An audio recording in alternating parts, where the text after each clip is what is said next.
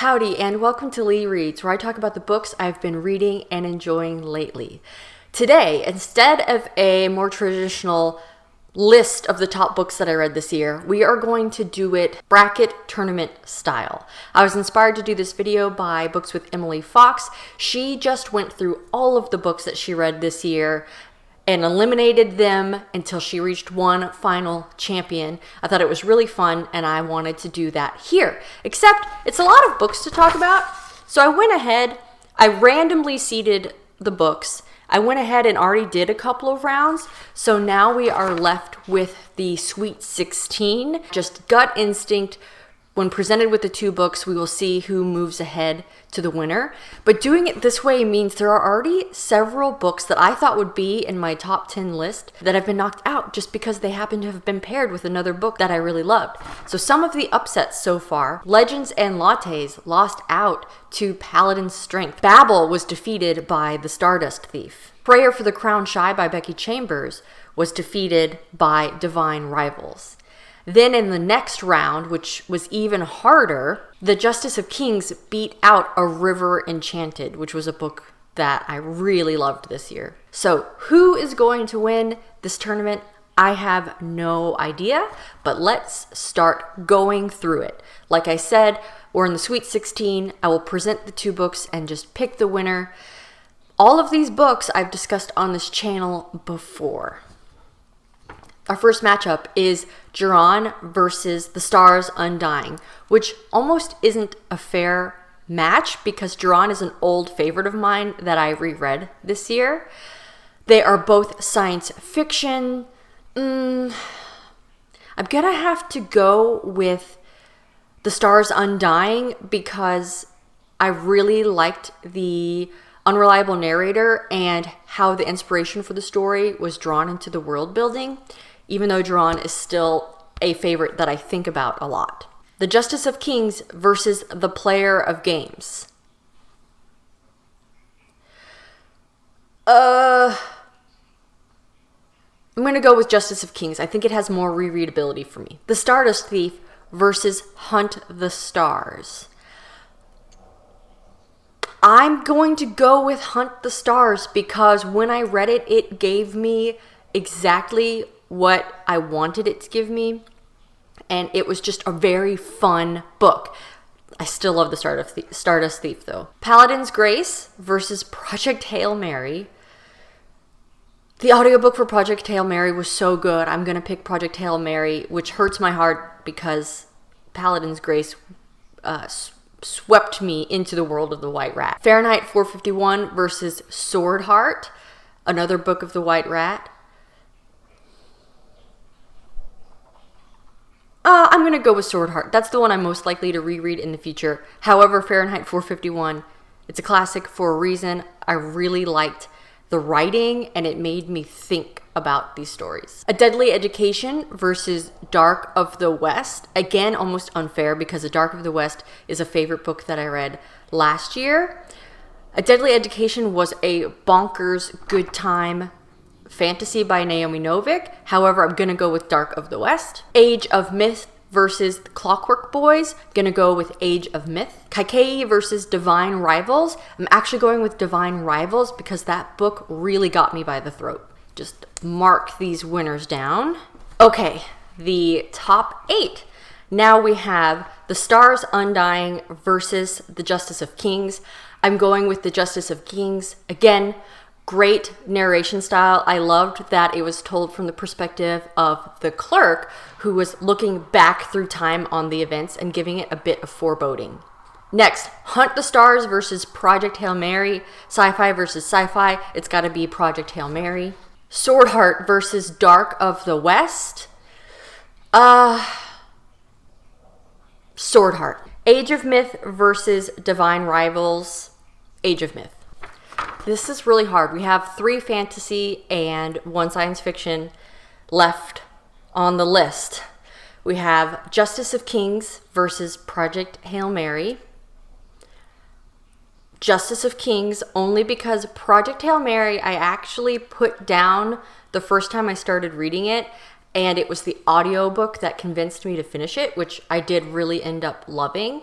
But Justice of Kings is one that I'm most likely to reread, and I'm extremely excited for the sequel to it, which is coming out in a couple of months. Sword Heart and Age of Myth. I'm gonna go with Sword Heart. Okay, the third place tournament. Age of Myth and Project Hail Mary. Project Hail Mary wins. Largely carried by the character Rocky, who became one of my favorite side characters that I read this year. Also, when you look back on the narrative structure of the novel and why Andy Weir did what he did, and the dual timelines, it's just a more complex structure that I enjoyed more than Age of Myth, even though Age of Myth has really wonderful characters in it. Last, we have Justice of Kings versus Sword Heart. Two fantasies, very different. Sword Heart has strong romantic undertones into the plot. Justice of Kings is like a mystery novel wrapped up in a lot of politics with cool magic. If I'm comparing the characters, I think the characters of Justice of King are more memorable, even though I love some of the tropes in Sword Heart. I love the magic in each. Brief overview, Justice of Kings is an adult fantasy, and the main character that it centers is Justice Von Valt, who is the Emperor's justice. He's a traveling magistrate, justice lawyer, investigator, executioner, all rolled into one. The story is told from the perspective of Helena, his clerk, but it's told as she's writing like a memoir from the future when she's an older woman looking back on all that's about to transpire. Has really interesting, subtle kind of magic in it.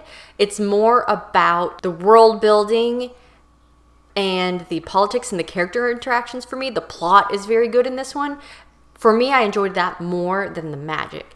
Then you have Sword Heart, which is also an adult fantasy, more romantic fantasy, about a woman who inherits her late husband's, late uncle's fortune, and then his family are trying to basically force her into another marriage so that they can control all that money. She is considering, the only way out of this, in very dry humor style, is to kill herself.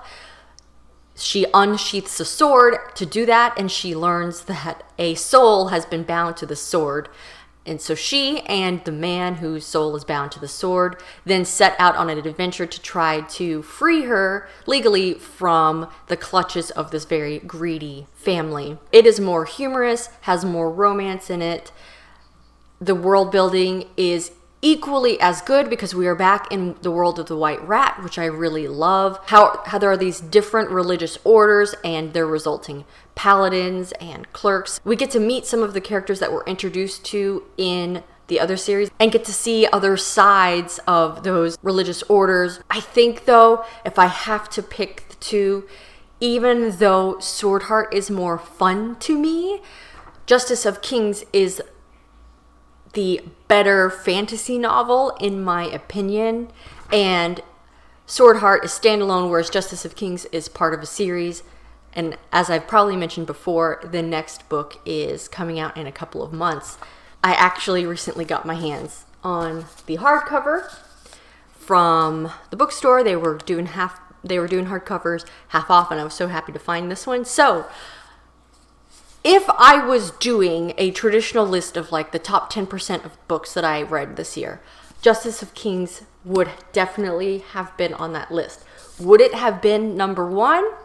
I don't know. One of the categories I was going to have for that list was actually favorite new author, T. Kingfisher, because I didn't want to have to choose which of her books were my favorite. So it makes sense that Sword Heart came in at number 2 because I've just fallen in love with T. Kingfisher this year. If you're looking for a standalone, check that one out. And then number 3, Project Hail Mary.